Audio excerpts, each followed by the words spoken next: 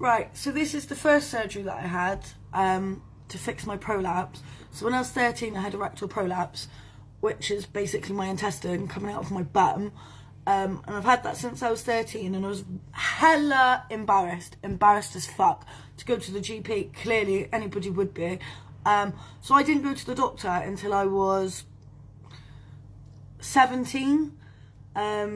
And I was gaslit in my very first appointment. I was told that I couldn't have a rectal prolapse because I'm way too young and I had piles. So I had to go home, take a photo of my prolapse, go back to the GP the next day and show them.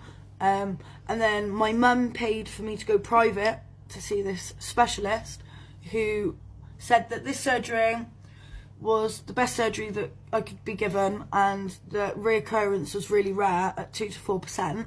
So I had this surgery in 2017. It failed after 6 months. My prolapse came back.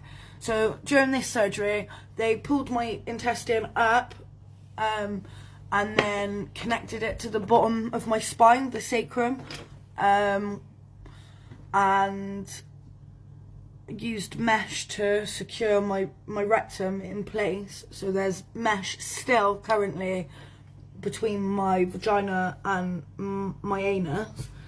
So that failed, and then the surgeon refused to see me basically for 4 years until I was out of the time period that I could make a complaint against him, a legal one with a solicitor. And then he said that there was nothing more that could be done for me because of my connective tissue disorder.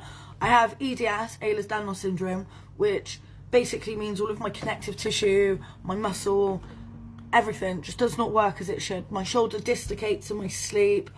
My bones are really, really shoddy, and so it's basically led to this happening at a young age.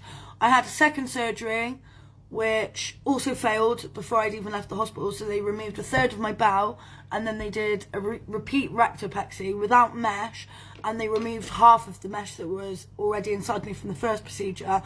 The second procedure happened in April 2022, and I am still 14 months later waiting for a third surgery. I had to drop out of uni. I meant to start back at uni in September, but I haven't had the prolapse fixed. Like, it's as worse as it's ever been before, and I'm just being left basically with my intestine coming out of me. So yeah, I'm just raising awareness that it really does happen. It doesn't just happen when you've had like loads of kids and that. Like, it is really common, especially if you've got Ehlers danlos syndrome.